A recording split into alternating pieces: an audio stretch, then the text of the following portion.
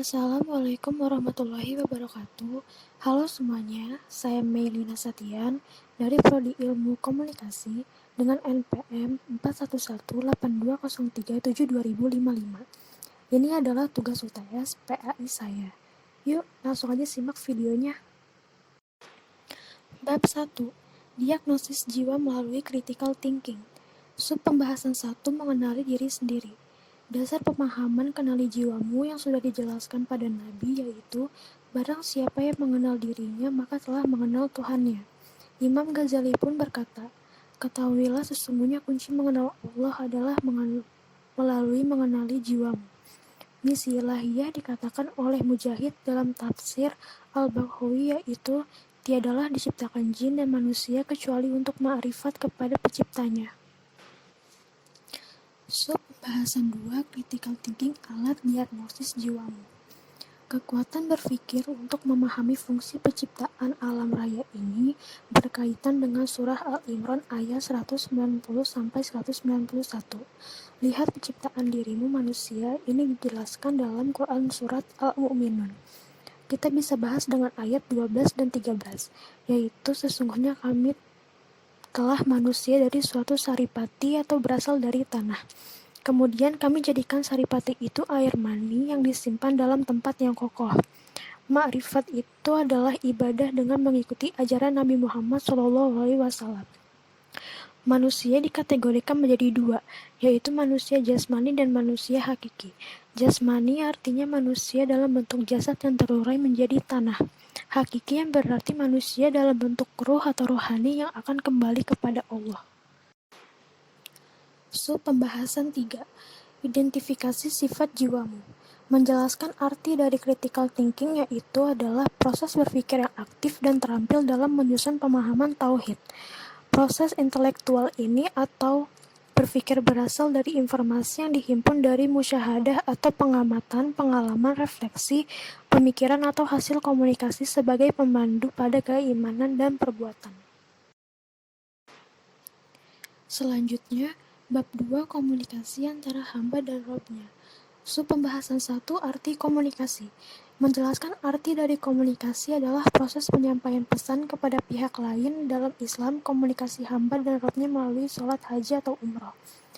Sub pembahasan kedua, komunikasi tauhid. Komunikasi talbiyah.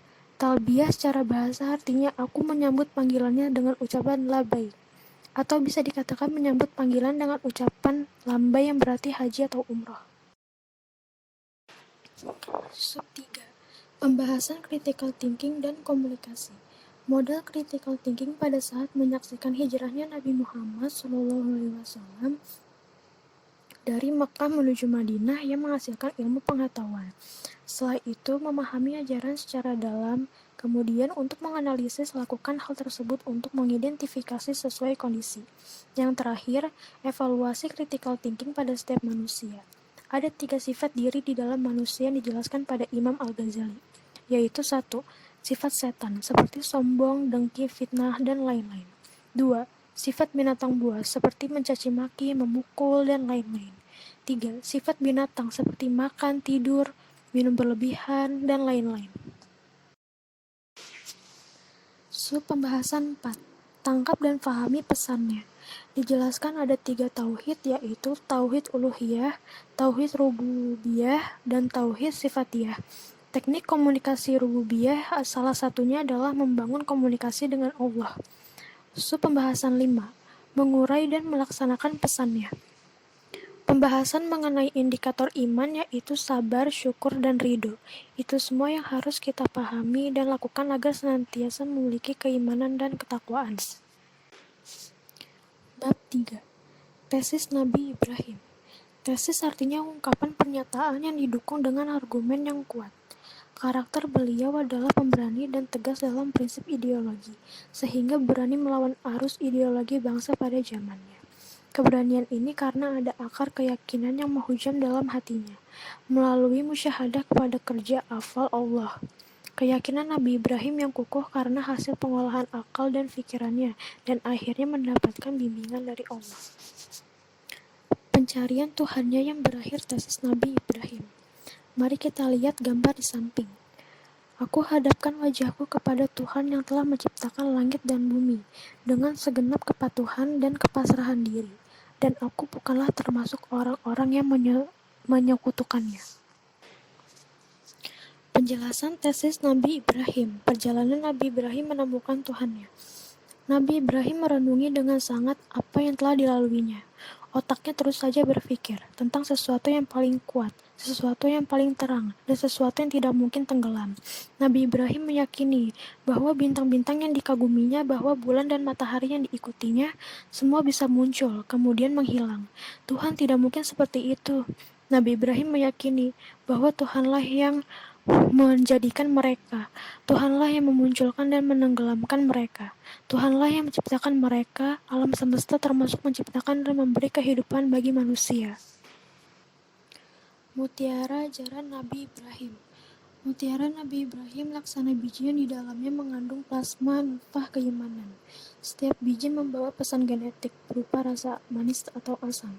Pemahaman yang sejalan dengan tesis Nabi Ibrahim adalah tesis tauhid bagi umat Nabi Muhammad SAW, yakni bagaimana akal bisa berpikir melalui musyahadah kepada alam raya, kemudian dapat menyimpulkan siapa penciptanya dan harus melahirkan keyakinan, yang dibuktikan dengan ucapan dan perbuatan dalam kehidupan.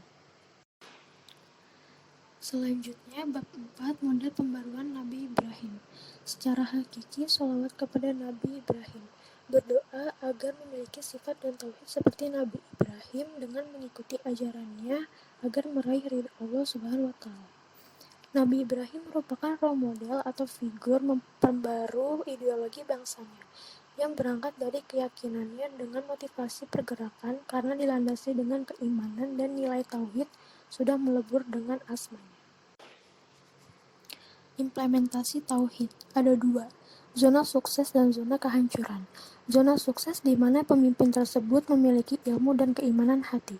Zona kehancuran di mana pemimpin tersebut memiliki kesenangan saja. Modal spiritual dimiliki oleh pemimpin terbagi menjadi 2. 1. Sifat ketuhanan, yang dimana seorang pemimpin memiliki kekuatan yang saling mempengaruhi berada dalam keadaan seimbang, sehingga tidak ada cenderung dalam berubah. 2. Sifat buruk, yang dimana pemimpin memiliki energi dalam sistem yang digunakan untuk melakukan usaha. Yang terakhir, bab 5, ajaran nasionalisme Nabi Ibrahim, cahaya ajaran, disertai arti yaitu siapakah Tuhan langit dan bumi? Jawab Allah. Cahaya keimanan, Allah, hati, dan iman. Sabar, syukur, ridho itu adalah sifat ilahiyah. Strategi membawa ajaran. Ada sabar dan tawakal. Allah mengajarkan strategi bangun benteng pertahanan yakni sabar dan tawakal. Jika menggunakan strategi ini, maka musuh akan dihancurkan oleh Allah. Kemenangan akan diperoleh selanjutnya, teritorial wilayah akan dikuasai. Pembangunan karakter melalui tahap input. Tahap input adalah upaya Al-Quran untuk disimpan dalam memori dalam hati, yang selanjutnya diamalkan. Selanjutnya tahap proses. Tahap proses adalah mengerjakan sholat itu sendiri sesuai dengan syarat dan rukunnya. Selanjutnya tahap output, merupakan keluaran dari komunikasi yakni ketundukan dan kepatuhan kepada apa yang diperintahkan dan apa yang menjadi larangannya. Selanjutnya tahap outcome. Tahap outcome adalah tahap hasil, artinya sholat yang dimulai dengan input yang benar, proses dan output yang benar akan menghasilkan sebuah karakter. Selanjutnya tahap dampak. Tahap dampak, karena tahap outcome sudah berhasil, maka wujud amaliyahnya terlihat dalam tata kelola dunia, baik dunia perdagangan, dunia pemerintahan, dunia ekonomi, sosial budaya akan mencerminkan sifat Allah.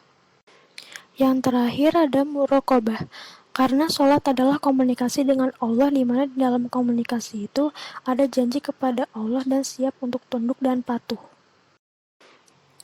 Sekian dari saya, kurang lebihnya mohon maaf. Semoga apa yang saya sampaikan bisa bermanfaat bagi semuanya. Terima kasih. Wassalamualaikum warahmatullahi wabarakatuh.